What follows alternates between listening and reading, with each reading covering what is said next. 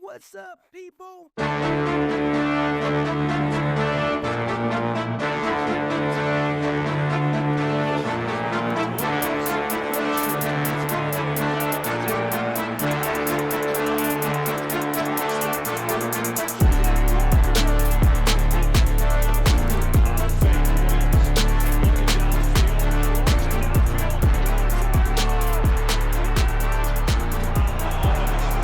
What a play and coach the football.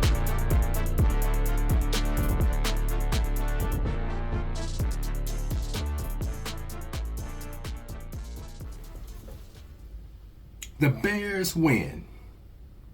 They defeated the Green Bay Packers 22-16.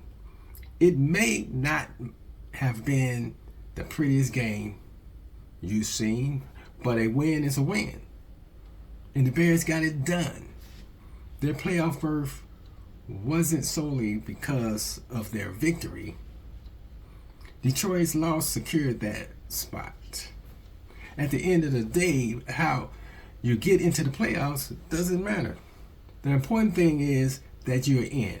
History has shown that the top teams don't always make it to the Super Bowl or to the World Series or to the NBA championship. Remember when the Green Bay just squeezed into the playoffs by beating our Chicago Bears on that last day of the season? You remember, winner take all. The one who won gets to the playoffs. The one who loses go home. And Aaron Rodgers did it to us again. It's not always, the team, that's, the number one and number two team. It's the team that catches fire at the right time. Sometimes it's that last game, just like what Aaron Rodgers did, the Green Bay did to us. Or sometimes, a team might be down 0-2. And then they win the next three to win the series or, win the series. So it's about, what team catches fire at the right time. We've seen it. The Yankees do it, have done it. The St. Louis Cardinals, the Dodgers. Those teams have, look at Houston, the Houston Rockets not too long ago. They just barely squeezed it into the last playoff spot and made it all the way to the NBA championship. So, don't count on just because you're a wild card, even if the Bears don't get the number one spot, or even if they don't get that, get to play a home playoff game. Teams like the Bears usually are the ones to look out for. They catch fire, the momentum, they don't have a bye, and they would sustain that momentum. But we're going to be discussing moments like those in the future episodes. And speaking of episodes, I want to let you all know that this is the very first episode. Why start this podcast? Before diving further into the show, let me share why I started this podcast. Let's be real. There are about 50 million sports talk podcasts out there. Pro athletes have them. Celebrities have them. Every radio, TV, and cable network has their own version.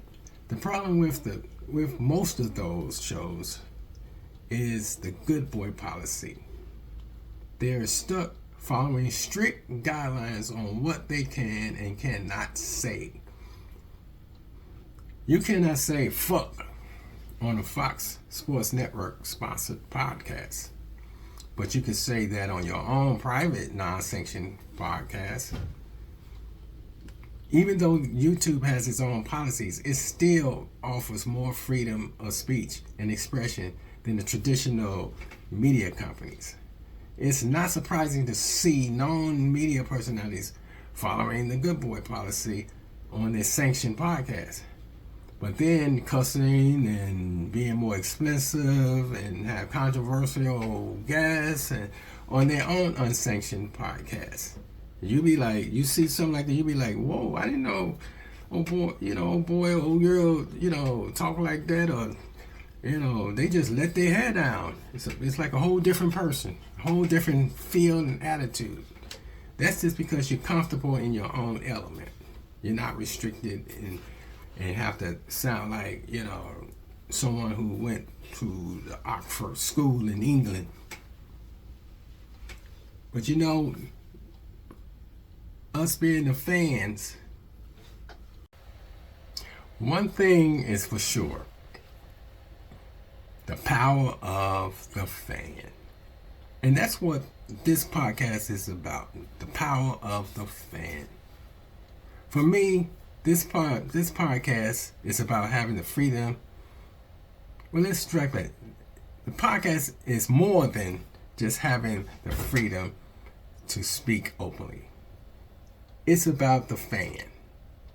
It's about having a space to come together, whether you are thrilled or frustrated with a game, team, or player. Fans have the real power. The power that's actually monitored. The powers that be, which are the organizations, actually monitor the internet for negative feedback, because bad publicity can impact the bottom line. Their bottom line. They can hurt their sales. They hurt their business. Nobody wants negative publicity. There's a lie when they say bad publicity is good publicity, or that kind of crap. No. They care. Business care if they don't want to get a bad reputation. We as fans can criticize referees and other in ways players, coaches can't. If they did, they would be fine. You've seen that. This podcast is a place for that honest conversation. Now, that being said, let me share with you what some of the topics of future episodes are going to be like. Let me give you a little insight on what's going on is about. And I would like you to hit that subscribe button and hit a like button, because you're going to want to tune into these episodes and even wave in on live broadcasts. So here's a look at the topics for future episodes. Game talk. A lot of times this will be after the games, breaking down the good and the bad of each game. What players did, what good stuff, what bad stuff. We all see it, we all fans, so let's talk about, had a bit. Caleb Williams, 2024 to 2025. Take a look at Caleb Williams' progress, what to expect in 2026 and beyond. Examining what's wrong with Dennis Allen's defense. I know all of you are seeing the game. This is what makes the Bears this year the cardiac Bears. Mainly because of the defense. The offense be slow and staggering, but it's the defense that scares. And I know you all know that, because basically they can't stop the run. They can't stop the passing. But what has saved the Bears is the takeaways. That has stopped, but that you can't live by that. That's like living by the sword. You die by the sword. That's gonna catch up. We've been lucky this year. The breaks has been going our way, but we're gonna go into that in more depth on in one of the near episodes. Another thing, why the media struggles to give Ryan Poles credit for the Bears' success so far. It seems like, here we go again, like the way the media did Kenny Williams. It's like every, Ryan Poles, it's like he don't get really much mention on players that, pan out, like Kyle Monangai. you know.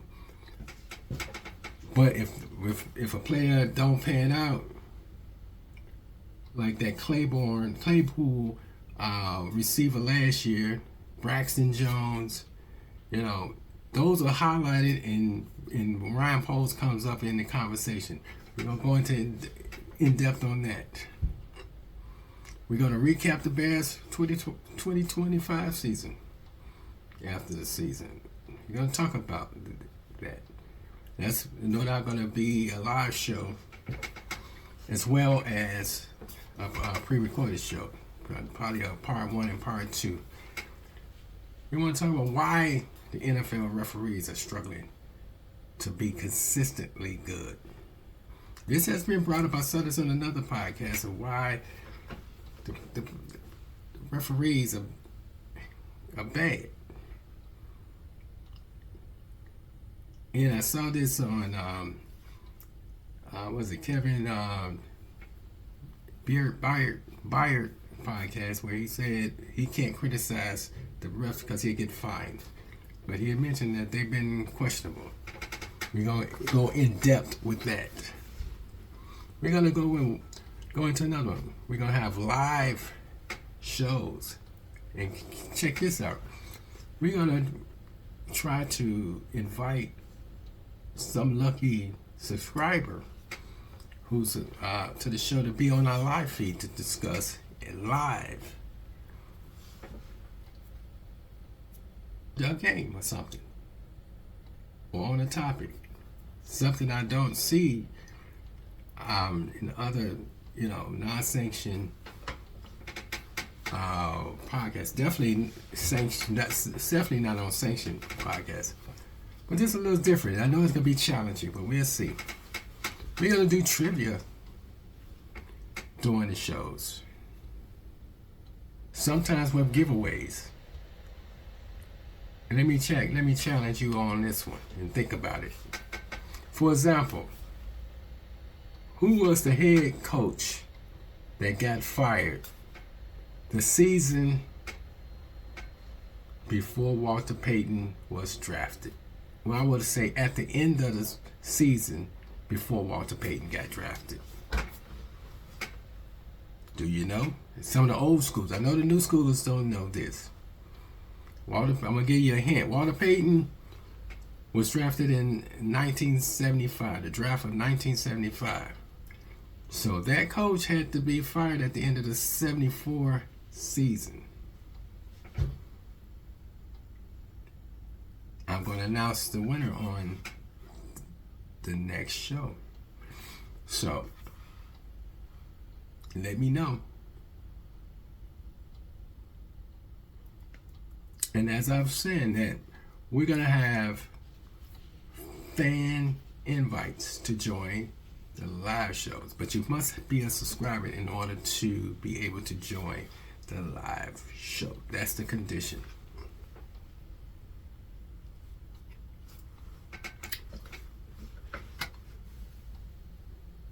Saying that, I would like you to join the community or jump on the bandwagon. Hit that like button. Hit that subscribe button. If you want to join the party, be part of this group. Be part of the family. Jump on that bandwagon now. Or, let it look at a few more shows and then just decide, but I'd like you to join. It's going to be great. It's going to be fun.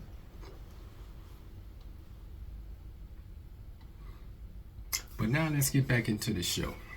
Let's get to the show now. The main topics. I just spent a lot of time now, so it's not going to be long. We're going to do the good and the bad of that Packers game. Okay, here's the breakdown. What went wrong? What went good and what went wrong in that game? Let's start off with the good. The good. The offense moved the ball very well on that first drive. I thought they was going to go in for a quick 7.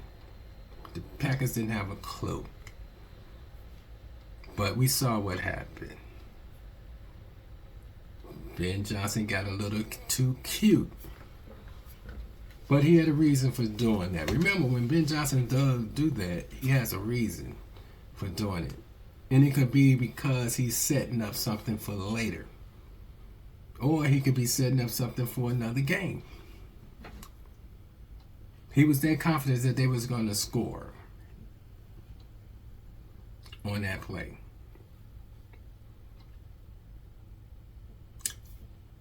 The good. The defense didn't allow a touchdown in the first half. They was able to bend but not break.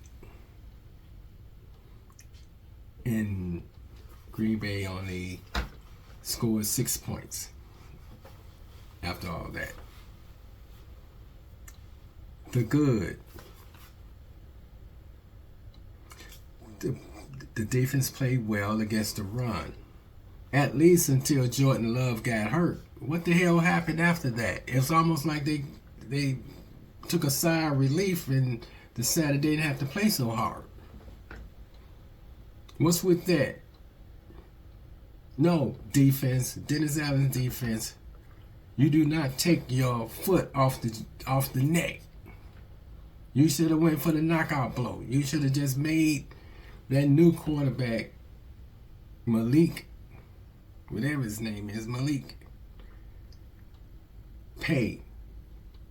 Okay, now let's do the bad. Wow, there was plenty of bad in this game, as you saw.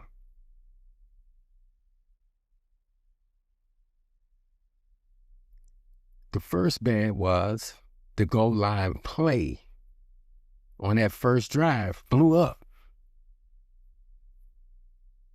Now, biggest people say that Ben Johnson got too cute, but that's Ben Johnson. The play they practiced already. That wasn't something that they just drew up in the sand. That was a play that they practice, but it has to be executed. And the center didn't execute it right because the player that was supposed to receive the ball was 5'9", and he threw it over his head, and he could not reach up high enough to snap the ball down. It was supposed to go to Cole Kmet's leg, but it was too high. Went over Kyle Monanga's head, and all she wrote. I don't think that was a good idea to do it on a 4th down. The bad. Kyle Monanga dropped another pass that looked like it was going to be a long gainer. That's something that he has to improve on in the offseason. They have to improve on going into next season. He has to become a better pass catcher out of the backfield. You can't miss a sure touchdown, but then you catch one of those, just a 10-yard or something like that. It doesn't make that, because the two crucial passes that was thrown to him, he dropped. And those could have been 50-yard touchdown passes. He's a hell of a blocker, so, he runs well, and he's a hell of a blocker, but he got to get that pass catching under his belt improved. The bad. Caleb slid short of the line of gain again. How many times have we seen Caleb do that? Run out of bounds, or he's about to make a first down and then he stops short on his own accord. He has to learn to know where the first down marker is.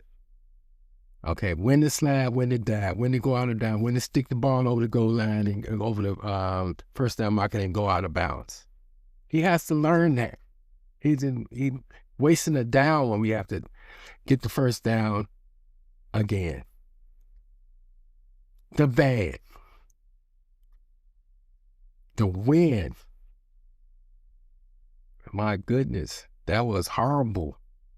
You see the goalposts and all the stuff that was flying around? That was the strongest I ever seen at Soldier Field on any game. And I've been watching football since the early 70s, late 80s. Not 80s, late 60s, 6 years old. When I saw the first game in 1968. And that's for another show. The bad. In a battle of wits or strategy, you want to say, Green Bay defensive coordinator Hadley really had Ben Johnson's number for most of the game. Ben Johnson could not outdo Matt Hartley, the defensive coordinator for Green Bay. I kept waiting on the adjustments, but it just seemed like it never was there. Now, I got to say that it could have been Caleb Williams not executing, which he didn't have a really that great of a game anyway. He has a problem with execution. Now, he has gotten better since the season started as it progresses, so that's a great sign that next year he will be taking it a lot further because he has Ben Johnson's philosophy down pat. So for now, you know, those are the good and the bad. And we'll break it down on the next game. Hopefully they win this one against San Francisco. And I know, like most of you all, you spend most of the game mad as hell at the Bears. You want to just get up and walk away and turn the TV out, but then you just look at one more play. You know what I mean? One more play, one more series. They mess up. I'm out of here. But we're Bear fans, and we end up sticking to the end. With all that in mind, the biggest question remains: how far can these Chicago Bears go this season? Time will tell. We will see. We get ready for the playoffs. Okay. See you on the next episode.